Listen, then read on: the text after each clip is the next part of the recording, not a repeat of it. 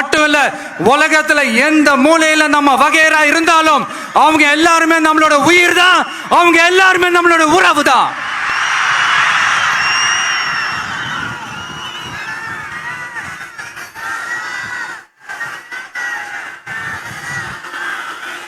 புதுச்சேரினாலே உடனே ஞாபகத்துக்கு வர்றது மணக்குள விநாயகர்,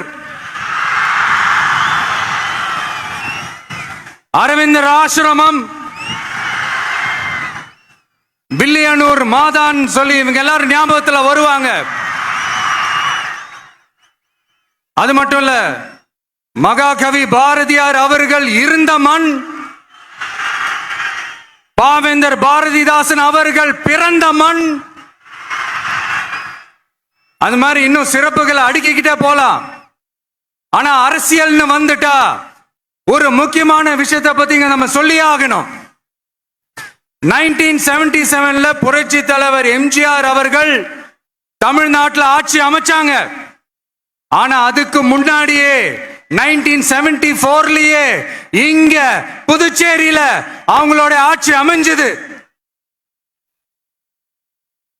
அதனாலதான் அப்பவே சொன்னாங்க, நமக்காக வந்தவர் எம்ஜிஆர், அவரை தமிழ்நாட்டில் மிஸ் பண்ணிடாதீங்கன்னு நமக்கு அலர்ட் பண்ணதே புதுச்சேரி தான்.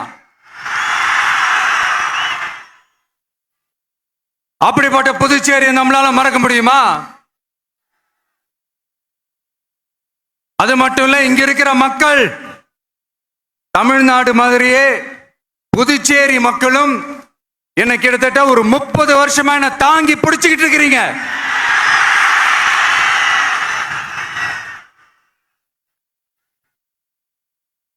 அதனால இந்த விஜய் தமிழ்நாட்டுக்கு மட்டும்தான் குரல் கொடுப்பான்னு நினைக்காதீங்க. அப்படி பண்ணாத தவறு புதுச்சேரி மக்களுக்கும் சேர்த்து தான் குரல் கொடுப்பான். அது என்னுடைய கடமையும் கூட. அதனாலதான் இங்க நீங்க ஃபேஸ் பண்ற பிரச்சனைகளை பத்தி இன்னைக்கு நான் பேசுறதுக்காக வந்திருக்கிறேன். அது மட்டும் இல்ல, இந்த புதுச்சேரி கவர்மெண்ட்டை பத்தி நாம சொல்லியே ஆகணும். இது டெஃபினட்டா தமிழ்நாட்டில் இருக்கிற மாதிரி நம்ம திமுக கவர்மெண்ட் மாதிரி கிடையவே கிடையாது. ஏன்னா வேற ஒரு அரசியல் கட்சி நடத்துற நிகழ்ச்சியாகவே இருந்தாலும் அந்த நிகழ்ச்சிக்கு தன்னெழுச்சியா வர நம்ம மக்களுக்கு பாதுகாப்பு கொடுத்து பாரபட்சமே காட்டாம இந்த கவர்மெண்ட் நடந்துகிட்டு இருக்கிறாங்க. அப்படிப்பட்ட இந்த புதுச்சேரி கவர்மெண்ட்டுக்கும் நம்ம புதுச்சேரி சிஎம் சார் அவர்களுக்கும் இந்த நேரத்தில் என்னுடைய மனப்பூர்வமான நன்றிகளை தெரிவிச்சுக்கிறேன். இத பார்த்தாவது தமிழ்நாட்டில் இருக்கிற அந்த திமுக கவர்மெண்ட் கத்துக்கிட்டா நல்லா இருக்கும்.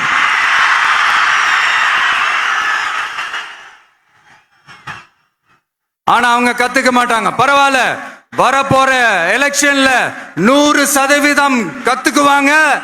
அத நம்ம மக்கள் பார்த்துக்குவாங்க.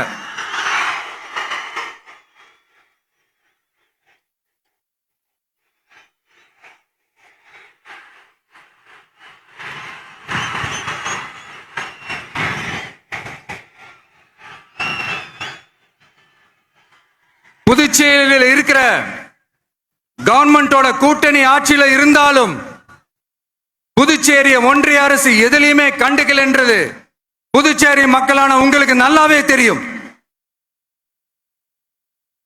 மாநில அந்தஸ்து கோரிக்கையை மட்டுமா கண்டுக்கல, இங்க வளர்ச்சி ஏற்படவும் துணை நிக்கவே இல்லைன்னு கேள்விப்படுறோம். இந்த புதுச்சேரிக்கு இன்னும் மாநில அந்தஸ்து கொடுக்கல. மாநில அந்தஸ்து வேணும்னு கேட்டு பல முறை சட்டசபையில தீர்மானம் போட்டு ஒன்றிய அரசுக்கு அனுப்பி வச்சுக்கிட்டே இருக்கிறாங்க. இந்த வருஷம் கூட மார்ச் மாசம் 27ஆம் தேதி 2025 அன்னைக்கு ஒரு தீர்மானம் போட்டாங்க. அது மாநில அந்தஸ்து வேணும்னு கேட்டு ஒன்றிய அரசுக்கு அனுப்புற 16வது தீர்மானம். புதுச்சேரி காரைக்கால் பகுதிகளில் மூடப்பட்ட 5 மில்கள், பல்வேறு தொழிற்சாலைகளை மீண்டும் திறக்கிறதுக்கு இதுவரைக்கும் ஒரு துரும்ப கூட கிள்ளி போடல. பல்லாயிரக்கணக்கான இளைஞர்களோட வேலை வாய்ப்புக்காக எதையுமே செய்யல. இங்க ஒரு ஐடி கம்பெனி உருவாகணும்ன்ற எண்ணமே இல்லை. அத பத்தி யார் பேசினாலும் அது அவங்க காதல விழவே விழல. இங்க ஒரு அமைச்சரை ஊழல் குற்றச்சாட்டுல பதவி விட்டு நீக்கப்பட்டு அந்த இடத்துக்கு இன்னொருத்தரை நியமிச்சு 200 நாள் ஆச்சு. இன்னும் அவருக்கு ஒரு இலாக்காவே தரல. இந்த செயல் சிறுபான்மை மக்களை அவமானப்படுத்துறதுன்னு அந்த மக்களே சொல்றாங்க.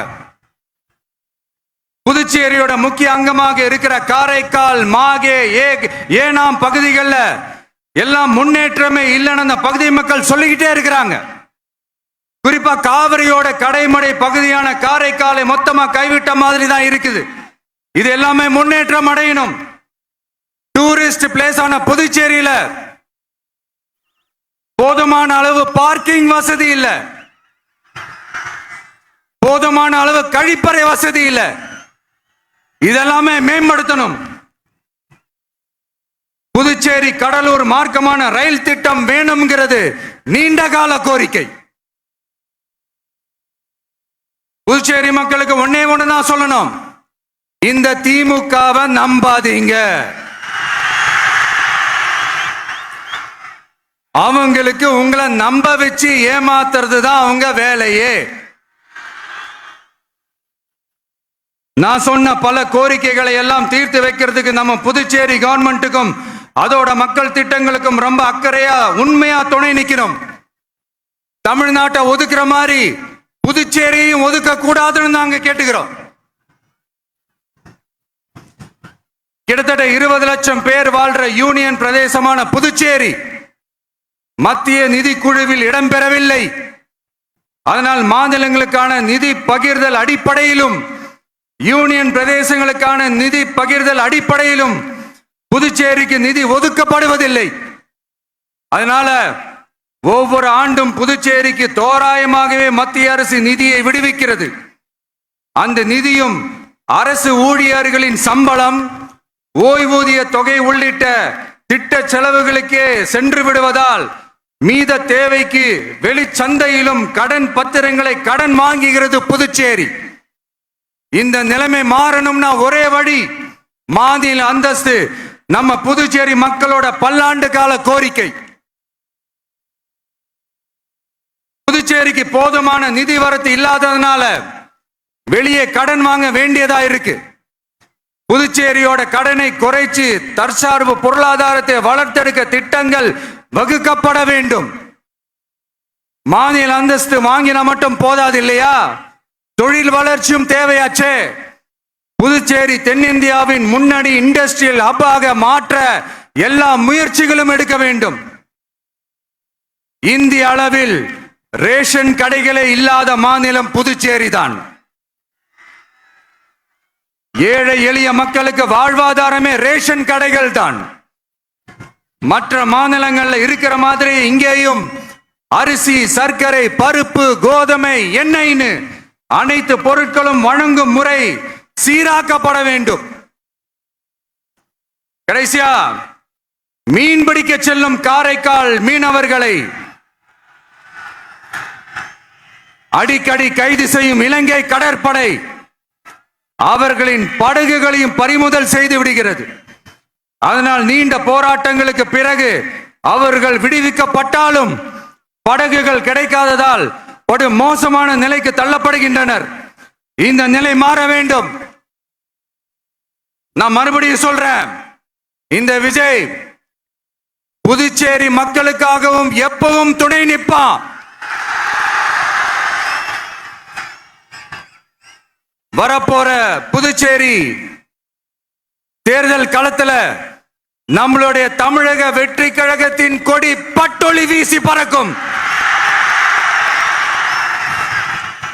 கான்பிடென்டா இருங்க, நல்லதே நடக்கும். வெற்றி நிச்சயம். மீண்டும் சந்திக்கும் வரை நன்றி, வணக்கம்.